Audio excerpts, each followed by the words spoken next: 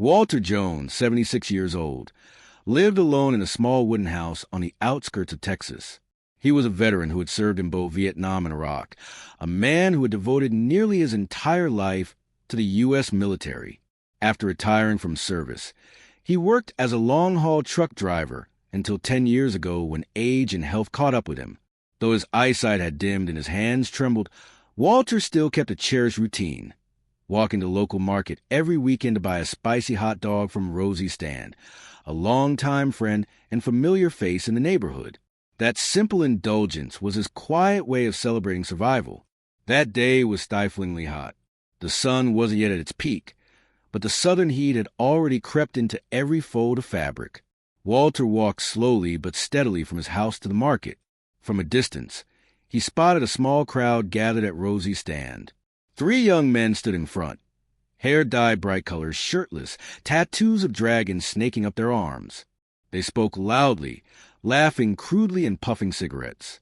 Walter took his place in line behind them, holding a $5 bill silently in hand. Rosie saw him and offered a warm smile.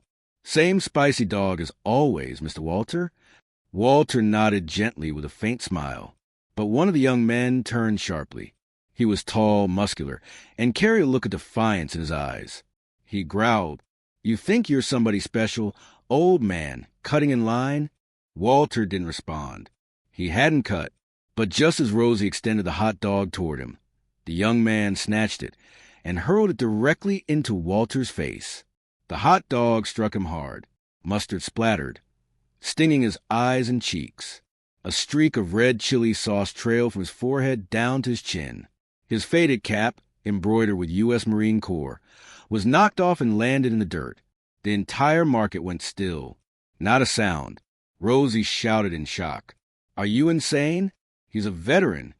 Walter slowly bent down to pick up his cap. His hand shook slightly, but he did not shed a tear. He wiped the mustard from his cheek with his sleeve, adjusted his collar, placed the cap back on his head, and turned to walk away without saying a word.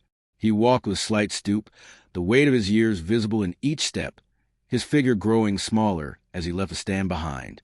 In the corner of the market stood a man in a worn camo jacket, watching everything. He was a younger veteran, once deployed in Afghanistan.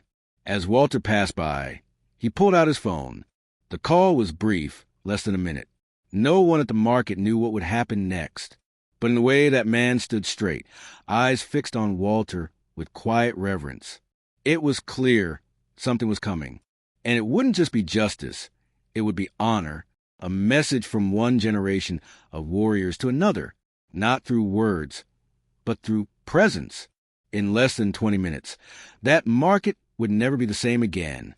But in that moment, with mustard still staining the collar of his shirt, Walter had no idea that soon an entire battalion of respect would rise, not from memory, but from the living. 17 minutes had passed since Walter Jones had walked away from the vendor stall, his face still streaked with drying mustard, his faded shirt stained red with hot sauce. He sat quietly on a stone bench at the far end of the market, in the shade of an old tree. His trembling hands worked at wiping away what was left, not out of anger, but from a quiet sorrow too deep for words. Then came the sound, low and heavy. The hum of diesel engines echoed through the street, snapping the humid midday air. Heads turned. 3 military Humvees pulled up smoothly along the curb. No sirens, no announcements, no rush. Just presence. The kind of presence that carried weight, dignity, reverence. The doors opened, and uniformed soldiers stepped out one by one. Their movements were precise, deliberate. No weapons in sight, but every boot step landed with authority, like a silent drumbeat reminding everyone of something sacred. Leading them was a tall officer with weathered skin and broad shoulders. His chest bore rows of ribbons. He walked straight toward Walter, stopped in front of him, and raised his hand in a crisp military salute. "Sergeant Walter Jones, sir.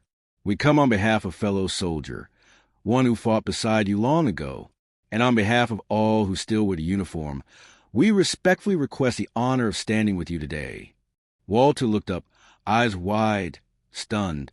He rose slowly, unsteady on his feet, Before he could speak, a young soldier stepped forward and gently extended a folded handkerchief. "Sir," the young man said softly, "your honor is not something anyone has a right to soil. This is to wipe away what never belonged on you." Walter took the cloth, his hand still shaking but steady with purpose. He didn't say anything. He didn't have to. A slight nod was all he gave. The market stood still. Shoppers froze mid-step. Children stopped their games. Vendors left their stalls. 3 young men, those same boys who had mocked and attacked him earlier, now stood silent. Their arrogance had vanished. One of them, the one who had thrown the sausage, stammered. I didn't know. I swear I didn't know who he was." The officer turned his gaze on them, voice firm, calm, unwavering. "No, you didn't know, because if you had, you never would have dared." This man, Walter Jones, ran through artillery fire at Keysand in 1968 to pull 9 of his fellow soldiers out alive.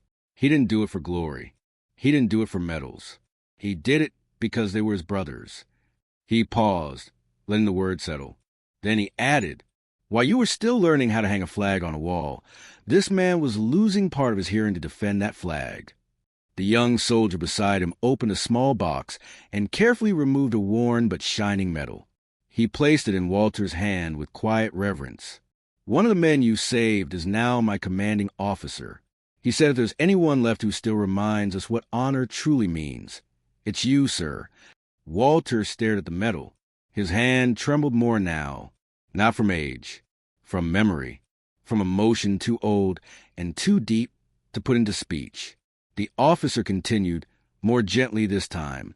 "We didn't come here to threaten anyone. We came to remind people, honor isn't bought, it isn't faked, and it damn sure isn't disrespected, especially not when it was earned in blood." The market was silent, not a word from the crowd, just the creak of the tree branches and the hum of engines cooling. It wasn't a military demonstration. It was something far more powerful. No guns, no raised voices, just presence, just respect. And in that quiet, Walter felt something he hadn't felt in years. He was not forgotten. He was part of something bigger, part of a story that mattered. And that small market, on that hot summer afternoon, learned something important. An old man in a military cap is never just an old man. When the officer's final words echoed through the market, the silence that followed wasn't empty.